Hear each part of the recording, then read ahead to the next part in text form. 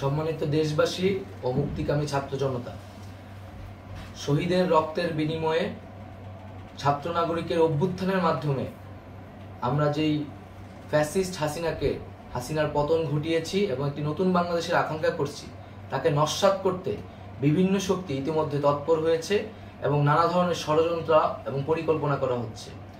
আমরা মুক্তিকামী ছাত্র জনতার পক্ষ থেকে স্পষ্টভাবে বলতে চাচ্ছি যে এই বাংলাদেশকে ফ্যাসিবাদী রেজিম থেকে মুক্ত করার জন্য এবং একটি নতুন বাংলাদেশ, জনগণের বাংলাদেশ প্রতিষ্ঠার জন্য সকল ধরনের ষড়যন্ত্রকে নস্যাৎ করার জন্য, প্রতিহত করার জন্য বাংলাদেশের ছাত্র জনতা কিন্তু সদা প্রস্তুত রয়েছে।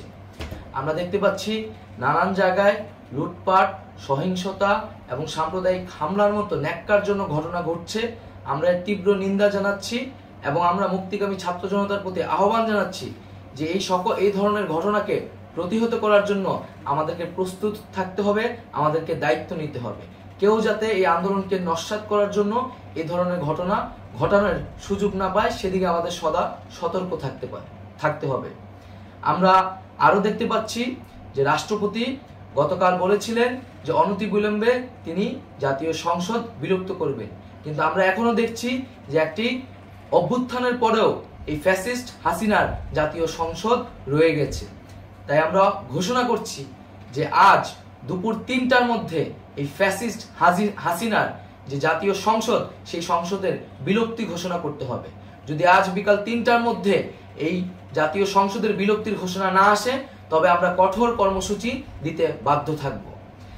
এছাড়া বন্ধুগণ, সবার জন্য আমরা জানাচ্ছি যে আমাদের যে অন্তর্বর্তীকালীন সরকারের কথা আমরা বলেছি, সেই সরকারের প্রধান উপদেষ্টার নাম আমরা ইতিমধ্যে ঘোষণা করেছি এবং এই সরকারের অন্যান্য উপদেষ্টা সহ সামগ্রিক রূপরেখা আমাদের প্রস্তুত রয়েছে। আমরা খুব শীঘ্রই সেই রূপরেখাটি জাতির সামনে উপস্থাপন করব। আমরা বাংলাদেশে স্থিতিশীলতা চাচ্ছি, সমাজে ন্যায় বিচার চাচ্ছি, সেজন্য কার্যকর পদক্ষেপ নিতে হবে এবং তার প্রথম পদক্ষেপটি হতে হবে এই জাতীয় সংসদ ভেঙে দেওয়া। এবং সবার প্রতি আহ্বান থাকবে, আপনারা শান্তিপূর্ণভাবে অবস্থান রাখুন, শান্তিপূর্ণভাবে এবং অহিংসভাবে এবং সকল পরিকল্পনাকে, ষড়যন্ত্রকে নস্যাৎ করার জন্য সদা সতর্ক থাকুন।